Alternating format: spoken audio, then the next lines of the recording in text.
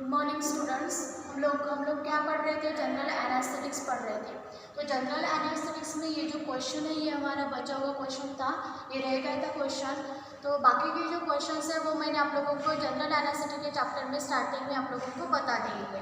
तो ये जो क्वेश्चन रह गया था ये है Q therapeutic uses doses and adverse effect of different inhalational anaesthetics. Inhalational anaesthetics मतलब क्या होता है कि हम लोग डोजेस फॉर्म जो है वो इनहेलेशन के थ्रू दे रहे हैं, ठीक है। तो मतलब इनहेल करना, नोज के थ्रू उसको क्या करना, इनहेल करना है। तो उसमें एग्जांपल है डाइथाइल ईथर, नाइट्रस ऑक्साइड है, साइक्लोप्रोपेन है, हैलोथेन है। इसके हमें क्या लिखना है? थेरापेटिक यूजेस लिखना है, उसके हमें डोजेस लिखना है एंड एडवर्स इफेक्ट, उसके यूजेस क्या है, इसका डोज कितना देते हैं और इसका एडवर्स इफेक्ट क्या होता है बॉडी के अंदर, तो वो हमें इसमें लिखना है, ठीक है। तो ये चार ड्रग्स है। इसके मैं जो नोट्स है मैं आप लोगों को दूंगी, तो मतलब दे दूंगी, ठीक है।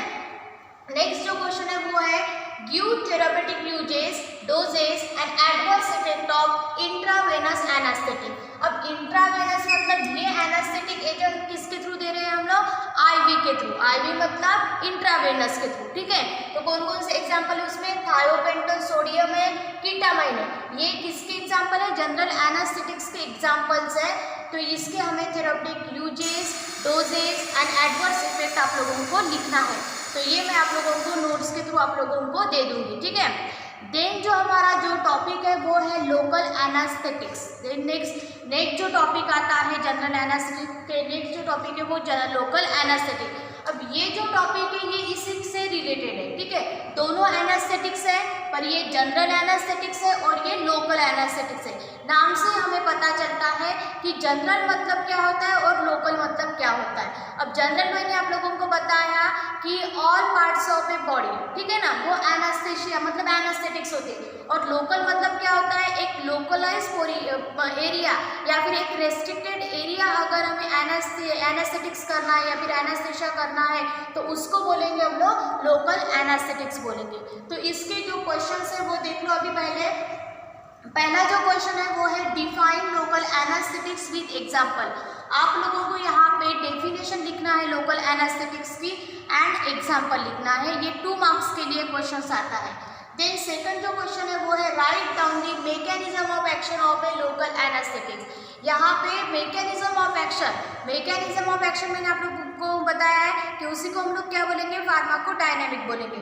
तो हमारे बॉडी के अंदर जब लोकल मतलब या फिर अप्लाई करते हैं हम लोग लोकल एनेस्थेटिक, तो किस तरह से वो इफेक्ट देता है, क्या करता है बॉडी के साथ, तो वो हमें लिखना है यहाँ पे mechanism of action. Third question है हमारा कि right ideal properties of A local anaesthetics. Local anaesthetics agent apply करने के बाद उसकी प्रॉपर्टीज क्या है, किस तरह से इफेक्ट देता है, उसकी प्रॉपर्टी क्या है, वो लिखना है अपने को आप लोगों को।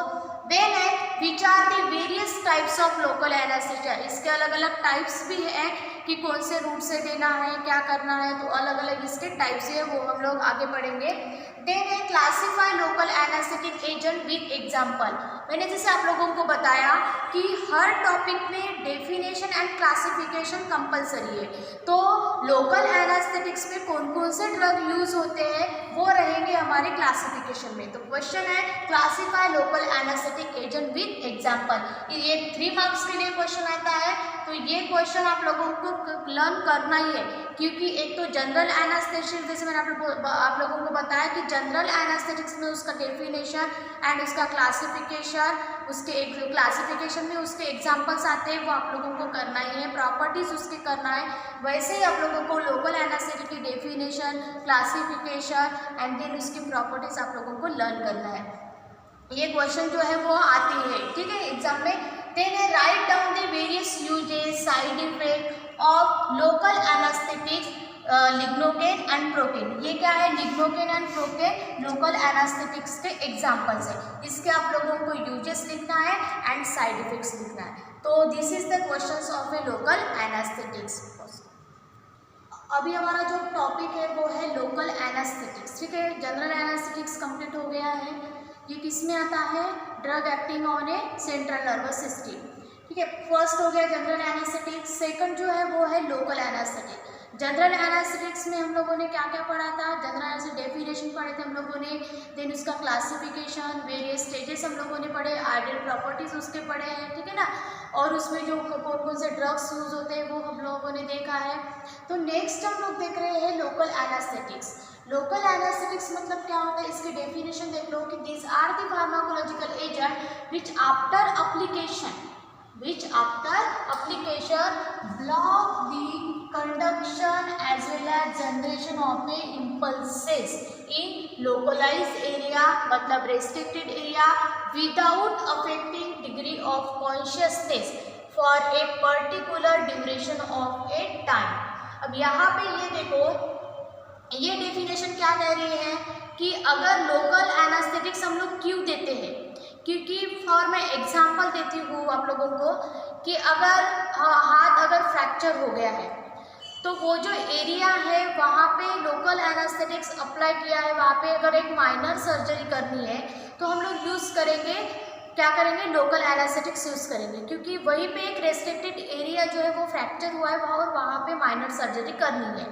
तो उस टाइम क्या करेंगे वहाँ पे कि लोकल एनास्थेटिक जो एजेंट है वो हम लोग अप्लाई करेंगे, ठीक है, अप्लाई करेंगे या फिर इंजेक्शन के थ्रू भी दे सकते, तो उतना एरिया जो है वो एनास्थेटिक हो जाता है। अब एनास्थेशिया मतलब क्या, एनास्थेटिक्स कैसे होता है, हमारे बॉडी के अंदर नर्वस सिस्टम है, एक दूसरे से नर्वस सिस्टम क्या है, कनेक्ट है, ठीक है, अगर कोई अगर टच करता है तो हमें पता चल जाता है।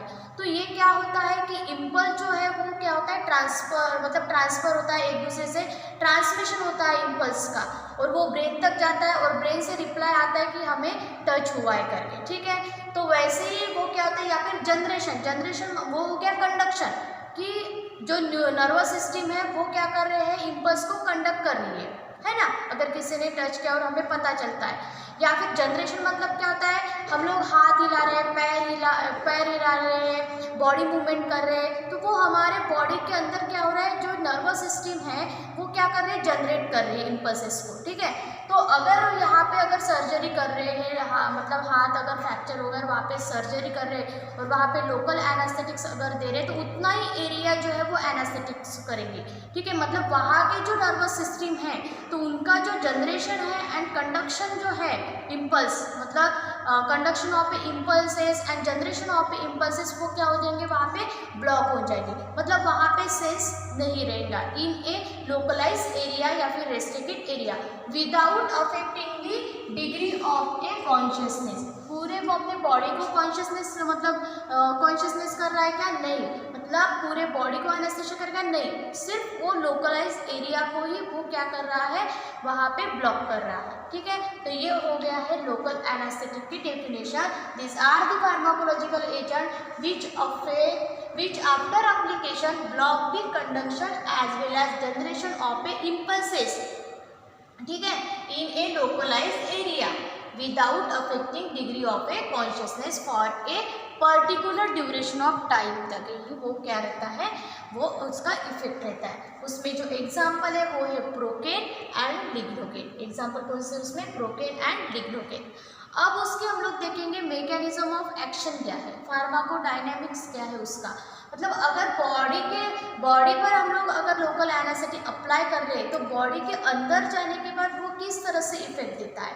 तो यहाँ पे देखो कि सेल मेम्ब्रेन है, आप लोगों को पता ही है कि हमारी बॉडी किससे बनी हुई है, सेल से बनी हुई है।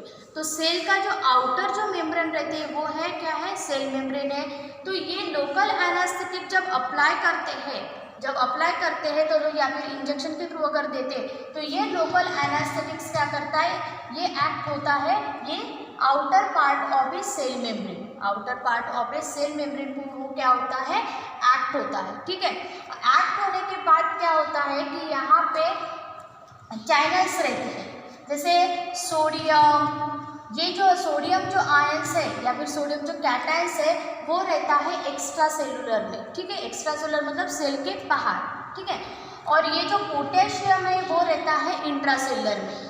तो क्या होता है कि ये जो सोडियम जो है वो अंदर मतलब एंटर होता है अक्रॉस द मेम्ब्रेन एंड ये पोटेशियम जो है वो क्या होता है, आउटसाइड होता है सेल मेम्ब्रेन के। तो ये जो सिचुएशन है, जब सोडियम जब inside goes to the inside of a cell membrane या फिर across of a cell membrane and potassium outside the cell membrane, तो ये जो कंडीशन है वो उस कंडीशन को हम लोग बोलते हैं डीपोलराइजेशन। क्या बोलते हैं उसको? उस कंडीशन को हम लोग बोलते हैं डीपोलराइजेशन। मतलब सोडियम अंदर जा रहा है, मतलब सेल मेम्ब्रेन को क्रॉस करके वो अंदर जा रहा है, एंड पोटेशियम जो है वो इसको क्रॉस करके सेल मेम्ब्रेन को क्रॉस करके वो बाहर जा रहा है। तो उस कंडीशन को हम लोग बोलेंगे डीपोलराइजेशन बोलेंगे। क्या बोलेंगे? डीपोलराइजेशन बोलेंगे। अब ये क्या होता है? लोकल एनेस्थेटिक्स एजेंट क्या कर रहा है? सेल मेम्ब्रेन पे एक्ट कर रहा है, और यहाँ पे कैल्शियम भी प्रेजेंट रहता है। यहाँ पे क्या रहता है? कैल्शियम भी प्रेजेंट रहता है। ठीक है, ये कैल्शियम क्या करता है? Control the passage across the cell membrane, control the passage of a sodium. ये जो सोडियम अंदर जा रहा है, इसको कंट्रोल कौन करता है? Calcium ion. इसको कंट्रोल कौन कर रहा है? Calcium ion. ठीक है, तो ये लोकल एनेस्थेटिक्स क्या करता है? ये मतलब इसके साथ बाइंड हो जाता है। किसके साथ? कैल्शियम के साथ। ये लोकल एनेस्थेटिक एजेंट जो है वो किसके साथ बाइंड हो जाता है?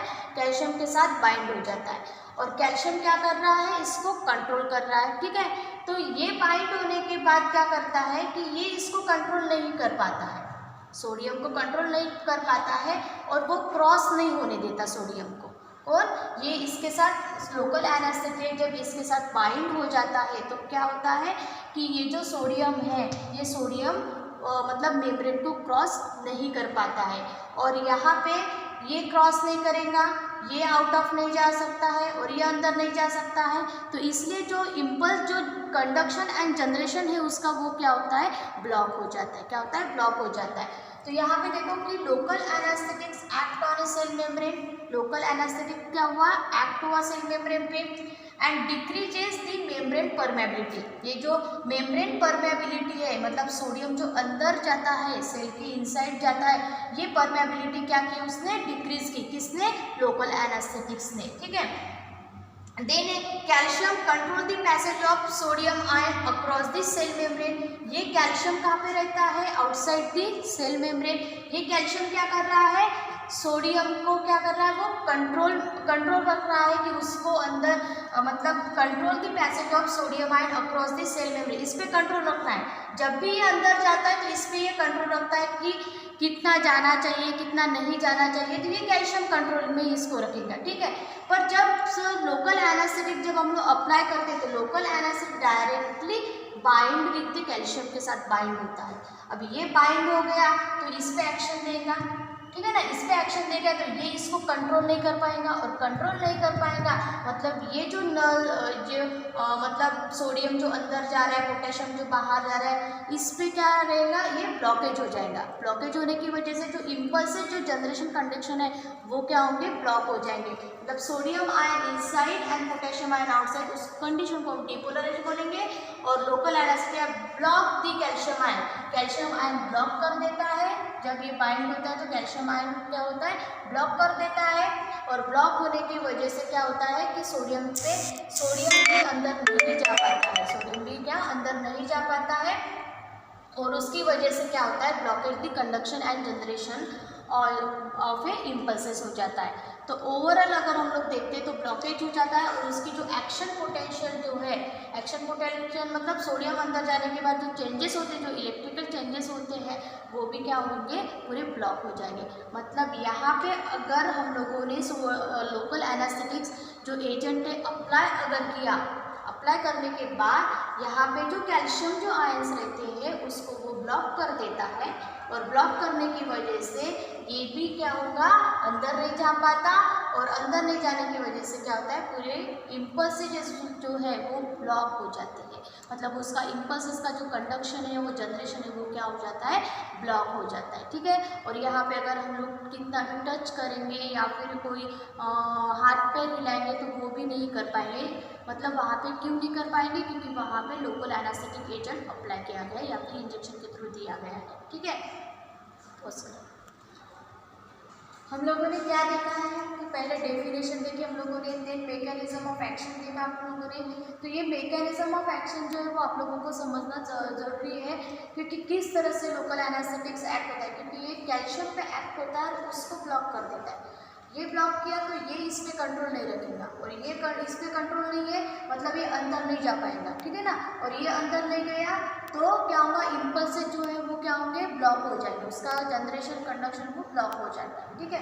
देन हम लोग देखेंगे आइडियल प्रॉपर्टीज। लोकल एनास्थेटिक जब अप्लाई करते हैं तो उसकी प्रॉपर्टीज क्या हमें दिखाई देती है, वो नॉन इरिटेटिंग है, non toxic to the muscular tissue. हमारे बॉडी में अभी सेल है तो टिश्यू जो मस्कुलर टिश्यू है उसमें नॉन टॉक्सिक है वो एंड नॉन इरिटेटिंग, हम लोग इजीली उसको अप्लाई कर सकते हैं या फिर इंजेक्ट कर सकते हैं। They not cause the damage to a nerve, nerve को डैमेज कर रहा है क्या, नहीं। नर्व जो नर्व सिस्टम है हमारी बॉडी के अंदर, जो इम्पल्सेस जो जनरेशन एंड कंडक्शन करते हैं, नर्व सिस्टम क्या करते हैं, इम्पल्सेस जनरेशन करते हैं एंड कंडक्शन करते हैं, तो वो डैमेज नहीं हो रही है। थर्ड पॉइंट है effective topically as well as injectable preparation. जैसे मैंने आप लोगों को कहा भी कि लोकल एनास्थेटिक जो एजेंट है वो हम लोग इजीली हम लोग अप्लाई कर सकते हैं स्किन पे, ठीक है। फिर उसका एब्जॉर्प्शन होता है, एब्जॉर्प्शन पता ही आप लोगों को, प्लाज्मा मेम्ब्रेन मतलब सेल मेम्ब्रेन के थ्रू एब्जॉर्प्शन होता है। जैसे मैंने यहाँ पे आप लोगों को पता है कि सेल मेम्ब्रेन के थ्रू उसका एब्जॉर्प्शन हो रहा है यहाँ पे। तो अगर कब हो रहा है, जब हम लोग टॉपिकली उसको अप्लाई कर रहे हैं। एंड इंजेक्टेबल भी प्रिपरेशन जो है वो हम लोग मतलब लोकल एनास्थेटिक जो है वो इंजेक्शन के थ्रू भी दिए जाता है, और वो मतलब वो टॉपिकली भी इफेक्टिव है एंड इंजेक्टेबल प्रिपरेशन भी इफेक्टिव है। देन है freely soluble in a liquid. अब सेल मेम्ब्रेन को लोकल एनास्थेटिक्स क्रॉस कर लेता है ना, सेल मेम्ब्रेन को क्या करता है, लोकल एनास्थेटिक इजीली क्रॉस कर लेता है और वो फ्रीली सोलूबल रहता है इन ए लिक्विड में and directly proportional to the liquid solubility of a drug. Next जो है वो है onset of action fast. Local anaesthetics की जो ऑनसेट ऑफ एक्शन है वो है फास्ट है, जनरल एनास्थेटिक्स की भी जो ऑनसेट ऑफ एक्शन जो है वो फास्ट है and duration of action to complete the surgical procedure. मतलब जितना डिपेंड ऑन ए डोज, अगर सर्जरी अगर करना है या फिर माइनर सर्जरी अगर करना है या फिर डेंटल एक्सट्रैक्शन वगैरह करना है तो उस समय क्या करते हैं, जब लोकल एनास्थेटिक्स देते हैं तो उसको डिपेंड ऑन ए डोज, अगर डोज मतलब उनको पता रहता है कि 1 घंटे की अगर सर्जरी है तो वो वहाँ 1 घंटा वो कैसे उसका एनास्थेशिया रहेगा, एनास्थेशिया का इफेक्ट रहेगा, तो वो dose on a defect dose on a of a drug and duration of action to complete the surgical procedure. उतना टाइम तक बराबर वो उसका जो ड्यूरेशन ऑफ ए पीरियड है वो चलता है और सर्जरी वो उतने टाइम तक उनकी कंप्लीट होती है, ठीक है।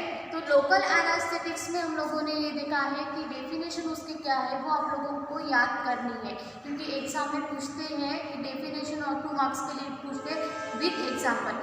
और आप लोगों को जैसे मैंने बताया कि डेफिनेशन लिखने के बाद आप लोगों को 2 एग्जाम्पल लिखना ही है, ठीक है, तभी आप लोगों को 2 मार्क्स आउट ऑफ 2 मिलेंगे। देन मैकेनिज्म ऑफ एक्शन आप लोगों को याद होनी चाहिए उसकी, ये आप लोग मैंने आप लोगों को फ्लो चार्ट में निकाल के दिए है समझाने के लिए, आप लोग पैराग्राफ में भी उसको लिख सकते हैं। देन आइडियल प्रॉपर्टीज जो है वो आइडियल प्रॉपर्टीज आप लोगों को याद करनी है कि क्या क्या आइडियल प्रॉपर्टी है, ये भी पूछते हैं क्वेश्चन। एक तो जनरल एनास्थेटिक्स पे या फिर लोकल एनास्थेटिक्स पे रहता ही है क्वेश्चन, या फिर दोनों, कभी कभी जनरल एनास्थेटिक्स पे भी आता है और लोकल एनास्थेटिक्स, उसके आइडियल प्रॉपर्टी, उसका क्लासिफिकेशन, उसका डेफिनेशन, उसका मैकेनिज्म ऑफ एक्शन आप लोगों को याद रहना चाहिए, ठीक है।